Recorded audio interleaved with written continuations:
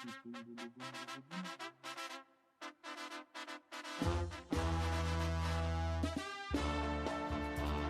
broke my back. What do you mean by that? You broke my back is broken. What, a vertebrae or what portion? Spinal. I wish I was 50 years younger and I'd kick your ass. A big shout out to everybody in Riverside. And as a kid, I always wanted to meet Don King. But now I think Don King's a fucking asshole. He's a racist. No. We're not going down that road. Not bigger than this. Maybe the biggest upset of this decade. Ese estilo es un fuck you, porque él puede dar bien con la pelea.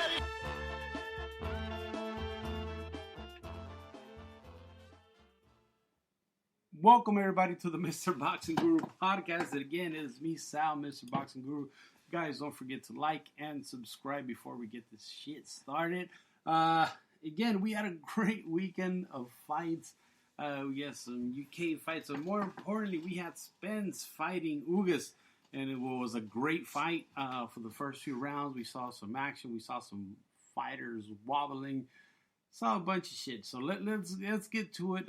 Again, Spence. What can you say about Spence? I'm really high on Spence right now. Look, it's a special individual. It takes a special individual to do what he's done. Let's kind of take it back a little. Again, just to talk about the fights, of course, Spence ends up stopping Ugas. Ugas suffered an orbital bone break, and yeah, that was it. You could tell at a certain point, I think from my understanding, Ugas still fought with a broken face for about 3 rounds. So you saw him kind of shell up. All of a sudden he became cloudy, and based on his face and how disfigured it was, you could kind of tell, how it tells a story. His face tells a story. So that certain punch that I believe it was like the 7th round that Spence landed. That's when he started protecting his face a little more. And look, man, we could sit here and talk shit about Ugas right now, but as far as action-wise, or as far as him willing to take it, I think he's been one of the most dominant Cubans we've seen in a long time. Yes, there's been special Cubans and like Yuri Ortiz Gamboa. We'll talk about him a little later. But he was very dominant in this fight. Look, he earned his way. You got to give him credit. He didn't take any easy fights. The road wasn't easy at all. So we got to give him credit where it deserves. To whom deserves it. Spence, that's another. You got to give credit to him, man. That's a great comeback kid. Yes, just for him to be even forget winning, for him to be even looking the way he does, for him to just be as great as he is right now is fucking insanely amazing. Look, this is a guy that flipped God knows how many times in his Rari, and not only flipped, but decided that he could still live. There was some scary shit, man. That's something that no human being should have to go through. Yes, there was speculation of drinks, and again, that's none of my business. But again, this guy could have, if after seeing that video you told me that there was a guy that came out alive and became a unified world champion, I would never fucking believe it. And that's exactly what he did. Look, he ended up unifying, not unifying some belts. He didn't become undisputed, not yet at least. He did beat Ugas. Who else did he win the belt from? Who else did he beat? Did he fight for a belt versus Danny? I know he fought the fucking Brit, Kell Brook, like in 2017 or something, maybe even sooner. But look, man, this kid's a real fucking deal, and to look as great as he did with versus Ugas is something special. So, like I said, for him to even fight after that car crash. And not only after the car crash, but we also have to take into consideration he had a detached retina. 2 fights ago, he wasn't able to fight Pacquiao, and thank God he wasn't able to fight Pacquiao. Because imagine what he would have done to Pacquiao. He probably would have done what Marquez did to him as well. This would have ended bad. So I'm glad Ugas was at least able to capture some sort of gold. Because again, remember, Ugas stepped in for Errol Spence to fight Pacquiao.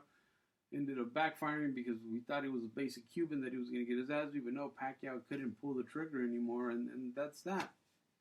But again, kudos to fucking Spence, man. Kudos to Ugas too. They put on a great fight.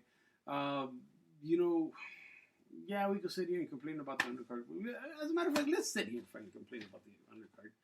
PBC finds a way to fuck shit up, and I don't want to be too hard on PBC because I'm liking what the fuck they're doing lately. They actually try to make good fights. Sometimes they make a garbage fight, but let's be honest, who doesn't for undercard fights? Usually they're development fights. You're trying to bring in an up and comer and show them off a little. But the undercard was fucking straight ass juice, man. This was horrible. You got Gamboa fighting again, Gamboa. I mean, he's what because he survived versus Haney versus because he survived versus Tank. You got him in there versus a fucking mon. You know that for Gamboa, Mexicans are fucking kryptonite, and you put this fucking little apocalyptic fucking kid in Cruz, in Pitbull Cruz, to fight Gamboa. You know he's gonna get fucking starved. So it's like, this is why sometimes boxing fans hate fucking boxing. You knew that was gonna happen. All right, there was no hiding in between. You know, Gamboa doesn't do great around Mexicans, especially if they have remote fucking power, and they did that shit to him. That's pretty fucked up. Then you got Josecito Lopez that, I don't know when the fuck did Josecito Lopez start looking like Adam Carolla, but somehow he fucking does. That was brutal. Then we have Francisco Vargas. Francisco Vargas has been fucking... Man, he's been so fucking bad for such a long time. The guy, if you look at him, you know, wrong, he fucking starts bleeding from the fucking face like Jesus in Rio de Janeiro or some shit. It's just bad. It's really bad. And you brought him in as some sort of name for this kid named Rayo from the Valderas team. Again, nothing. I have nothing against the Valdera kid, Rayo, but come on, man, that was fucking horrible. And then you still throw some sort of plastic belt in there. That is fucking brutal. And then who else fucking fought? So we got Gamboa. We had that looked like jack shit versus Cruz. And again, you already know what Cruz brings to the table. He's a fucking dog. We had Josecito Lopez. And then we have Francisco Vargas versus this kid Rayo. This Rayo kid, it seems like a legit kid. He likes to talk about sparring, which is, in my opinion, a no-no because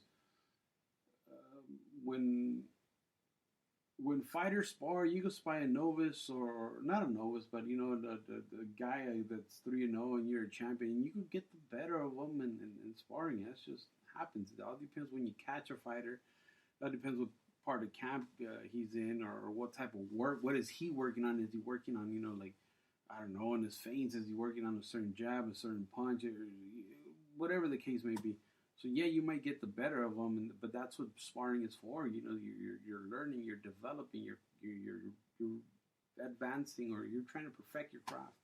And this kid loves to talk about how he, you know, stop Teofimo Lopez in one round. Yeah, it can happen, but it's fucking sparring.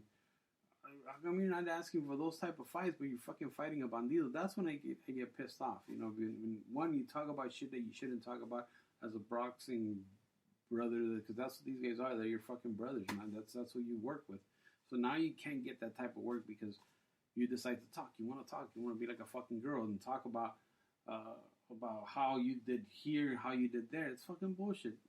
Again, I really hope Rayo ends up being a good fighter. He looks to be the party, good looking kid. You know, light skinned Mexicans do fucking great in boxing. You know, as far as them being moved well, so maybe so. As far as the other fight, the Gamboa versus Cruz fight versus Pitbull. I don't know where he goes from here. I mean, people keep calling out the big names. I think there's the fight to make is Cruz versus Javante again, and see what happens there, because That was a competitive fight versus Ryan. It's not that one fighter is better than the other. It's just that I think versus Ryan, because of his height, because of his reach, I think he will be able to keep Cruz away from him a lot more. And I think Ryan, I know it sounds weird, but I think Ryan does better versus Cruz than Gervonta initially did. It's just that height and reach is too much. I don't think Ryan will ever let him get in there. Could Cruz fuck Ryan up? Maybe. Why not? But I just don't see it happening. What else? Oh, we have Conor Benn actually fighting from the UK. He actually did, light work of his opponent. What do I think about Ben? I think he's a great fighter. I think he's at a European level, but now he's starting to outgrow his European or his Brit fighters around him. Look, I think he's a legit international fighter now. I think he has the chops to be able to beat a lot of these good welterweights. Like get him against the bottom end of the welterweight division. Get him. Versus like a perfect fight for Conor Benn, I think would be this kid, the kid. What's his name? Whatever the fuck his name that just fought for Golden Boy, I think, and it's a DAZN fighter. So DAZN with DAZN, Blair Cobbs. I'm sorry. A fight versus Blair Cobbs is a fucking great fight. I would love it, and that's a good measuring stick to see how he could do. Then maybe even a guy like Rocha in the future, and take it from there. Again, there's plenty of welterweights on this side that he could develop, and again on the DAZN platform. So why not? I think they need to start bringing him to the U.S. and see how he does, and maybe even Keith Thurman by the end of the year, that type of fighter, Danny Garcia, that type of fighter. Again, it's going to be hard to get those names because you got to really pay up, but you know what I mean. It's a Josecito Lopez type of fighter, something like that. Why not? So I like Conor Benn. I think he's a real deal. I think he's a world beater. Not just a domestic fighter for the UK. So I'm really looking forward to seeing more of them. And as a matter of fact, the fight that he keeps asking for is the Broner fight. So it's a little tough, but fuck it, why not? But we'll see. We'll see what happens there. Let's see what else happened. Oh, we actually see that Andy Reese is fighting Ortiz in the spring, from my understanding. We'll see. He was supposed to fight for Thriller. That's just so. What the fuck is up with Thriller, man? They try to put on these events, somehow they fumble. Remember they were bringing back De La Hoya? Somehow fumbled. Well, Oscar got COVID, but anyway, it didn't seem right. I mean, they could have waited and done it again, but somehow Oscar had second thoughts. I'm not sure, but it kind of went away. Yeah, but I don't know, man. I don't know about Thriller, man. Somehow, some way, somehow they end up, stepping on their own fucking toes. So God knows what happens with that. Let's see what else we got in the news. Jake Paul. I'm gonna talk about Jake Paul. Jake Paul actually signed a local kid. And actually, this kid when he first fought, when his debut. When I first saw him debut, he actually debuted in somewhere in Baja California, I believe. It was in Ensenada or Rosarito. His name is Ashton Silva, and Ashton is a Long Beach kid, and he ended up signing with Jake Paul. I think is a great thing because Ashton is very active on social media. He has a huge a following, at least in the Long Beach area. He's a good kid. Wish him the best, and hopefully Jake Paul does some good shit for him, man. Because again, the kid definitely deserves it. So let's see. So what else do we have? I think I had asked on Instagram, see if you guys had any questions. Of course, we'll look at the upcoming fights in a bit because we do gotta talk about that. So let's see what you crazy bastards asking. I need to start doing this on another platforms. Let's see who's asking questions. Let's see. Pancho the chef says, "What do you think about Miss Superbad wanting more money? Is she worth more?" You know what?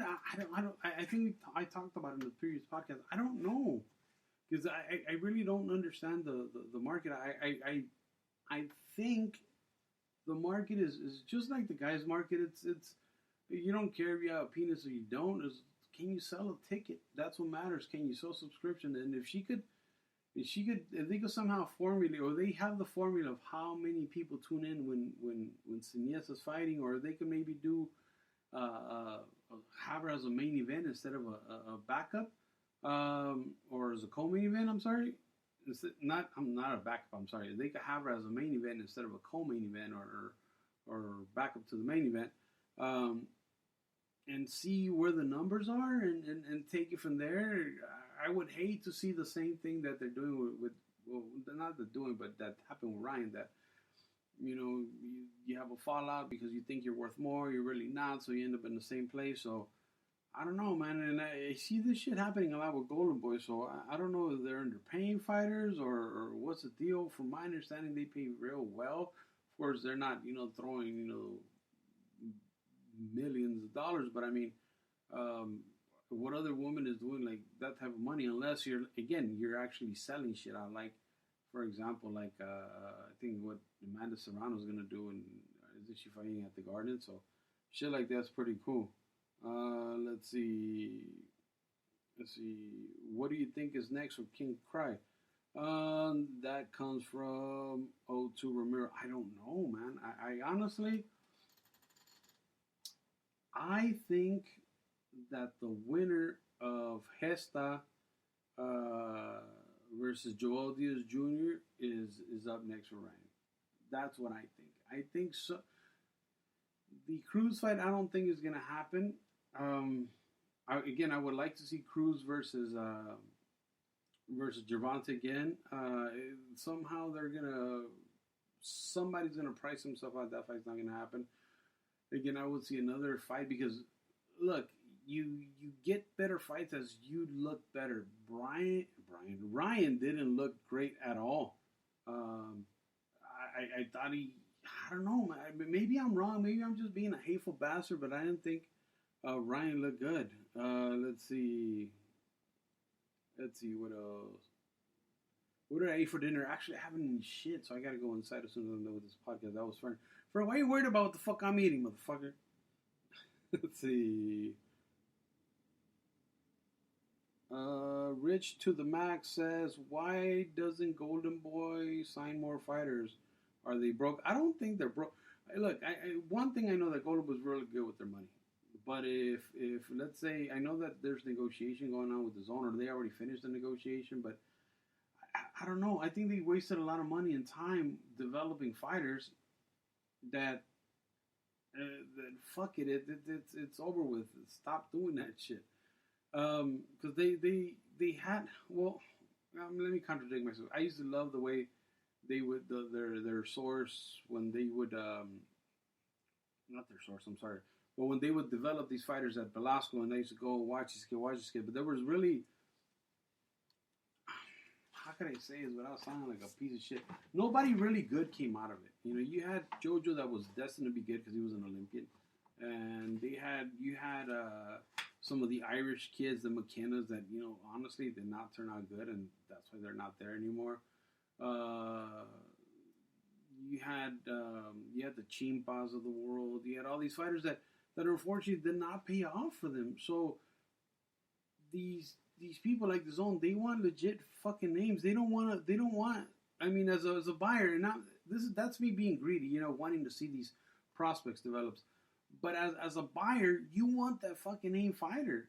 In my opinion, Golden Boy should go back to their fucking roots, what they used to do. When Golden Boy started fucking putting on fights, they started grabbing guys from Top Rank, from here, from there, and they started making big fights. They started pretty much developing fighters to fight Floyd, and eventually, or right in between, they fought each other. You had the Robert Dacos Guerreros, the Bertos, the Victor Ortizes of the world. So all those guys, kind of the Maidanas. Fuck, I mean, how can you forget Maidana? Maidana got made by mistake. When they brought him in to fight Victor Ortiz. So there's they used to do that. So they used to bring fighters that were already fucking developed. I don't know. That's an area of help that Golden Boy had. Golden Boy is really good at fucking matchmaking.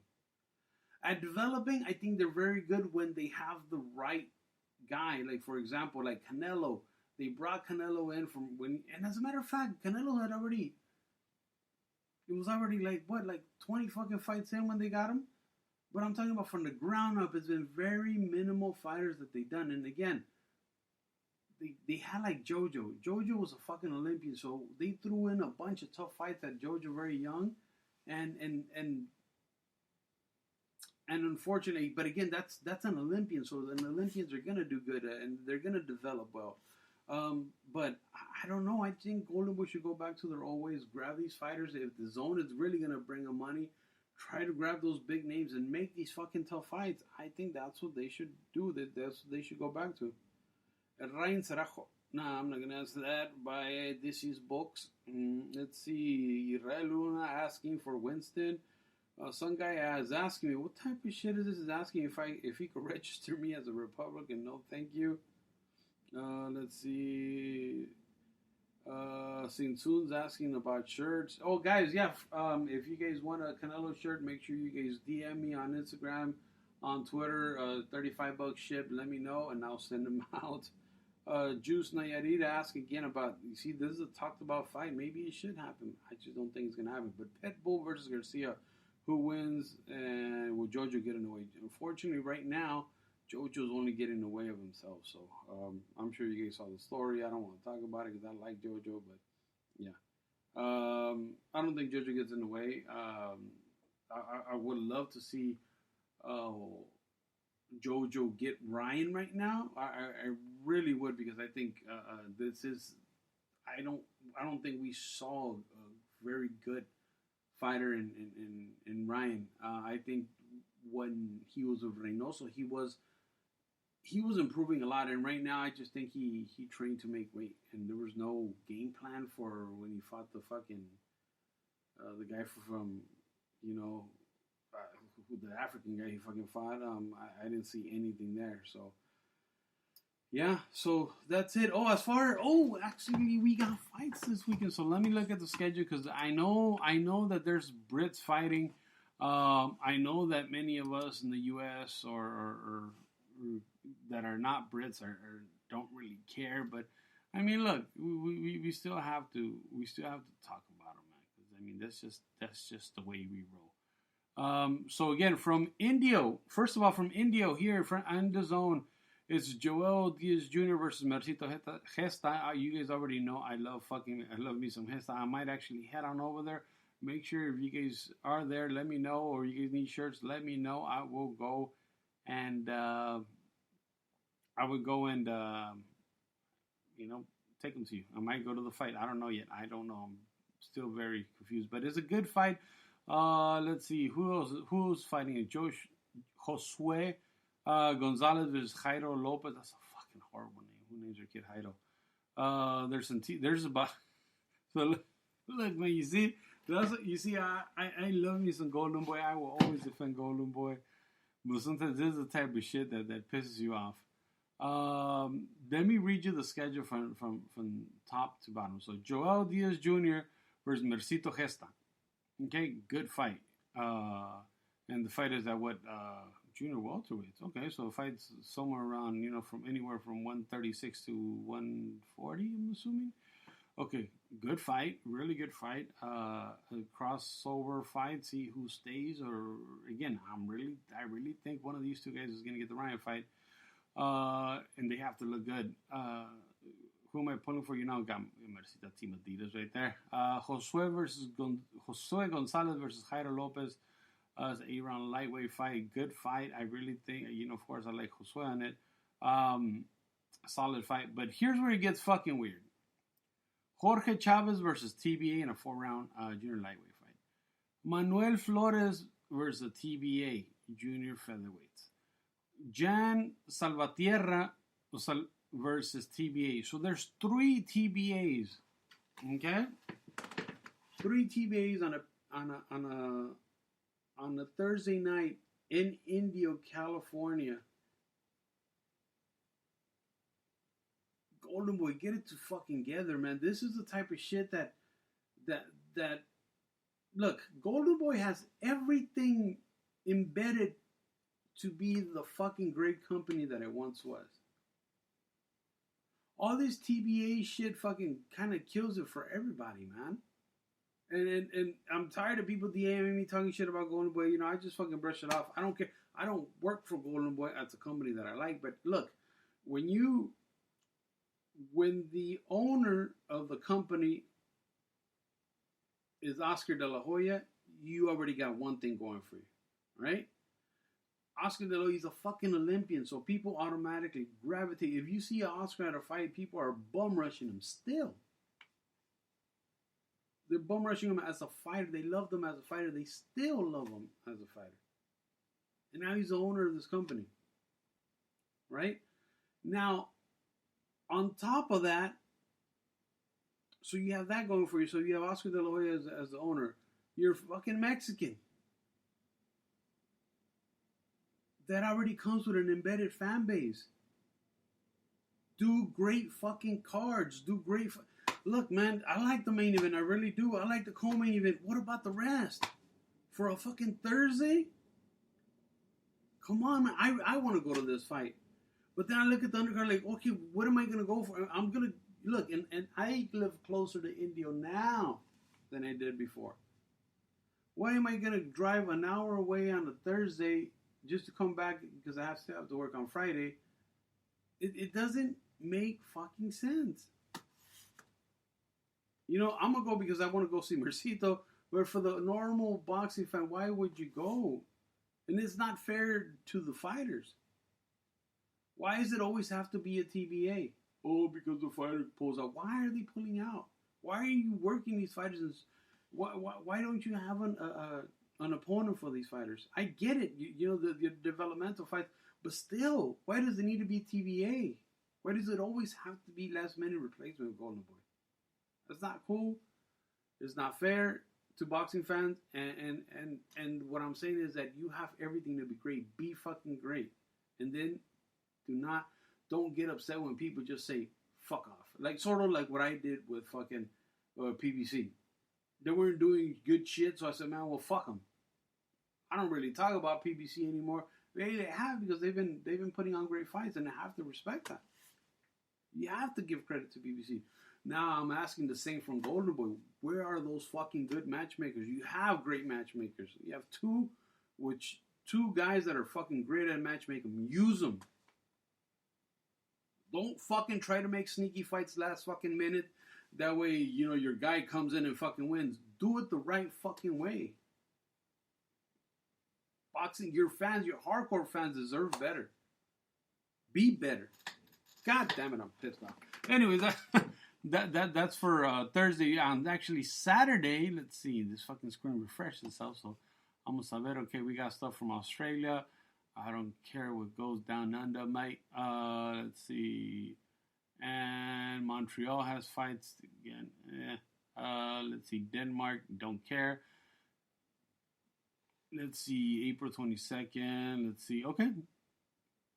Wait, 23rd, I'm sorry. On the 23rd, April 23rd, London, ESPN. It's another fucking shit. But it's okay. You know what? I get it. It's pay-per-view. We're all going to stream it. Whatever. April 23rd from London on ESPN, pay-per-view. Tyson Fury versus Dylan White. 12-round for Fury's WBC heavyweight title. And don't forget the Lenio, because he did win that. We all heard about that shit. All right, man. This fight is going a little under the radar, but it's huge, huge, huge in the UK. I get it. It's a fight that Tyson Fury should win. Dylan White has been a little absent because, according to him, he doesn't get paid enough. Good luck getting paid that type of fucking money again, Dylan White. You know, not promoting the fight, but again, whatever. I guess that's part of the promotion by not promoting it. You kind of get intrigued and whatnot. It's a fight that if Tyson Fury is at 100, Tyson Fury should be able to handle anything Dylan White has coming. You know, this is one of the greatest.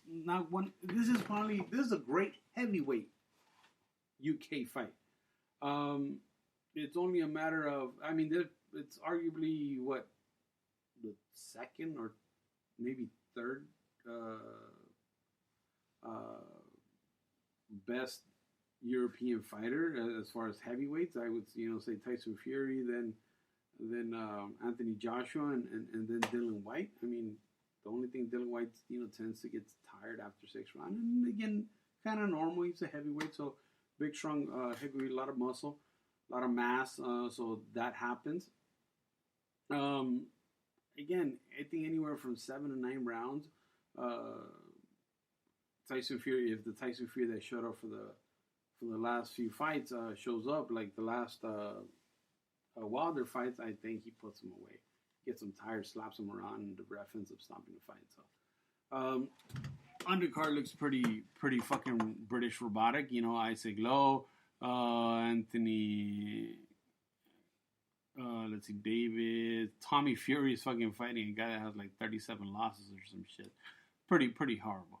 Of course, and then after that, the following week we have Shakur Stevenson versus Oscar Valdez. So we'll make a show all about that and talk about that.